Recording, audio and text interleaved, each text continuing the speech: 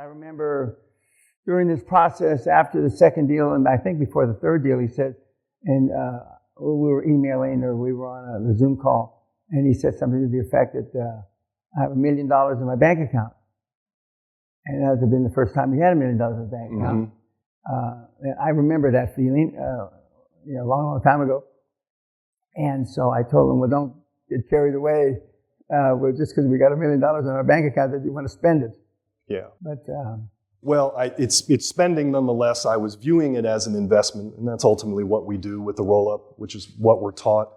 I don't pull anything out of Relicus outside of an incredibly under-market salary for myself. I just as you've always said, I'll eat small, but I'll eat last, but I'm going to eat largest ultimately at the end. So I make sure that my staff, my management team are taken care of ahead of me.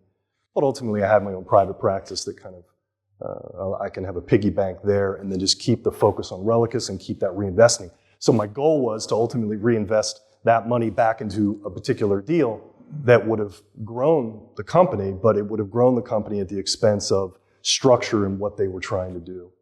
Yeah, they're all, the investment bankers I see, them business brokers, they're all guilty until proven innocent, from my perspective.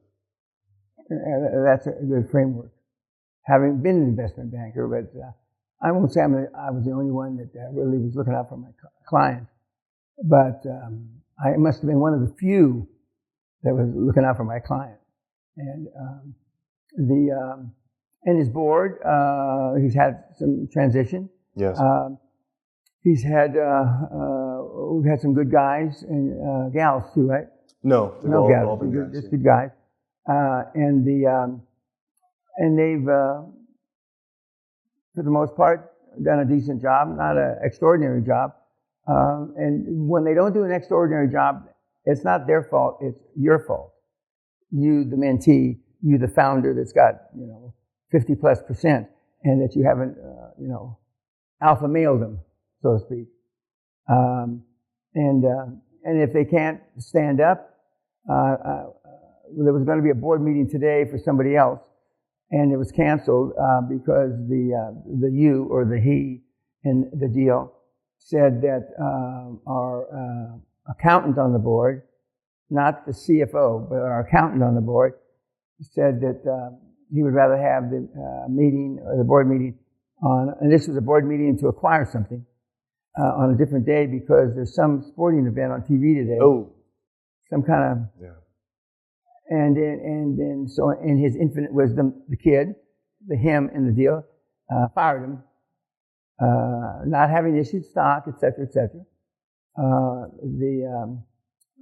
don't know about on the spot, but because I wasn't part, I only got the aftermath email.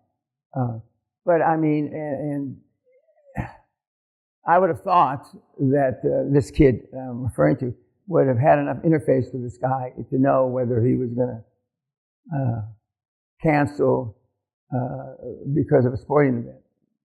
But anyway, be that as it may, not all the directors will think that free founders equity is enough of an enticement. And if you have to convince them, then they're the wrong person. They're the wrong person. I'm going to show a slide to the hardcore this week where I'm in a bloody hospital gown. And this a few months ago, I had a big surgery, and we had a board meeting. I said, I'm going to have the board meeting, I don't give a shit. So, somebody took a picture of me walking to my laptop in my hospital room. And so then you see the board members, which are their faces all, not erased, but blurred, and me in my hospital gown there. And we've had guys, and I'm not recommending this, we've had guys have board meetings while their wives are giving birth. Push, honey, push, honey. Now, every single one of those wives hates me. I bet. Not even everyone. Everyone? Every single wife that did that while giving birth. Did your wife, was she giving birth? I will be showing a slide that has a picture of me in front of my computer, and she's holding the baby, was in the delivery room. Now, she had already squeezed the baby out. But holding the baby within hours of the baby being born, and I was all but one. All but one. and but Christina, this one, I love you, and I don't. In fact, she tells me she very much appreciates and likes you. So okay. that might be the one and only. But she's Cuban, so they all lie. So anyway, but I mean, it takes sacrifice. I mean, and I tell you that, but they focus on the big pile of gold or whatever the right metaphor is. And there's certainly been a bunch of those. And this week we're going to induct 7 new people into the Hall of Fame. But it takes sacrifice. You don't get there by accident. And now we're working on a 4th deal. No, the 4th deal closed. And in terms of improvements from a QLA standpoint, the 4th one was seller finance. A very small little bit of equity that we provided to them, but ultimately nearly 100% seller finance. So I saw that as a success as well, certainly from a QLA standpoint. So each deal, I think from a structure standpoint, continued to improve. And what the model is not morphed into for many of the kids is starting out with 100% seller finance and working your way down to the magic numbers right now, and for the last year and a half, have been 60-40, 60% commercial finance to a bank and 40% seller finance. That was our 3rd deal we did. It was 60-40, and then based on some things, I pushed it up to 42.5% based on negotiations. So that's how we did the 3rd deal. Okay. I wanted to circle back to what you just said about the board, and at least in our particular case, it's been stunning for me where through the process of saying, well, you need to look for a board member that has some gray in their hair, that's been there and done that. And that's certainly what I did through the process of getting the board members, and I really padded the board members with extra board members. But what's been striking for me is the conventional wisdom. And I think that's where some of that, let's say, hindrance to moving things forward gets in the way of what I've seen is the conventional wisdom. With that said, I think our board is really on point. We've had to let some people go along the way, but ultimately we've distilled down into some guys that are very, very committed to the process. And I've gone through a process myself of pushing and leading and developing these people and having that type of real strong relationship. But that's been the thing, that's the hindrance. It's the conventional wisdom that just gets in the way. It's hard sometimes for, maybe this happens to a lot of people, but outside of the founder, the people around you that have this reflex back towards conventional wisdom that is getting in the way of a founder, of an entrepreneur that's trying to push things forward, see things before they're actually materialized as they're attempting to materialize it. I think that's a problem. Yeah, it's a big problem. And as Jack Welch said many decades ago, God rest his soul as well, is that it's not the people you fire that kill your business, it's the people you don't fire. Well, we're in an interesting world right now regarding emotions. You know, and as Elon Musk in his infinite wisdom, I've been saying for 4 or 5 years, his 2 favorite words are fucking cunt. He can't say a goddamn sentence without using one of them. And then he tells the world, go fuck yourself, you're not going to blackmail me. You had mentioned that there was that one study, and that there's also studies showing that people who swear like that have a higher IQ. They tend to have a higher IQ. A bunch of studies.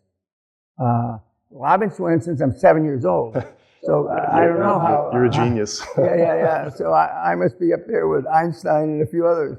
I got in a lot of trouble. But back in my day, they still made you clean out your mouth with soap, which has now been proven to be detrimental to your health and all kinds of shit. I ate more fucking Dove soap than anybody. So some of the adages or some of the conventional wisdom that's been proven wrong, I suffered by. What words of wisdom, if any, John, do you have for the collective kids?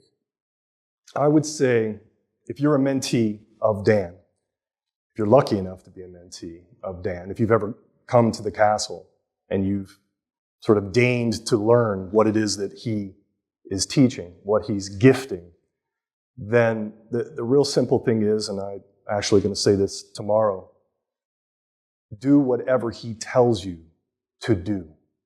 I think it comes down largely to that. Everything can be summarized with that. I've certainly strived at every moment to do that personally with you. Certainly, if you said anything as chairman, it might as well have come down from Mount Sinai to me, from Moses. So I keep focused to know where my bread is buttered in terms of my mentorship with Dan or whoever your mentor may be. Make sure you find that person that's going to really lead you and then listen to what the hell they have to say. And that's what I would summarize. And I used to, in the early years of the seminar, say it's like your parents.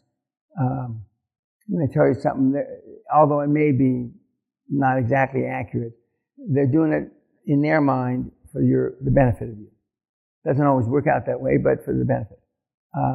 When I tell you something, in my mind, it's for the absolute benefit because I've seen it for 30 years now, and I've seen it work from psychopaths to, altar boys. And it's just, but the truth is not always pleasant. As my grandmother used to say, God rest her soul, who lived to be 97, she said, always tell the truth, Danny, and if it hurts them, it's right. She says the truth can only hurt. Yeah. And I didn't appreciate that when I'm 8, 10, 12, 15 years old, but I sure as hell appreciate it now. Having raised 3 children to adulthood, and 2 in their 40s and 1 in their late 30s, they don't need to hear good news. And right now in the woke culture that we live in, people want, desire, and unfortunately require pats on their back. That's not the world I was raised in. That wasn't the world Elon Musk was raised in. That wasn't the world Warren the Buffett, Charlie the Munger, any of these guys. Truth is a rebellious act now at this point. Yeah, correct. Saying the truth. Yeah.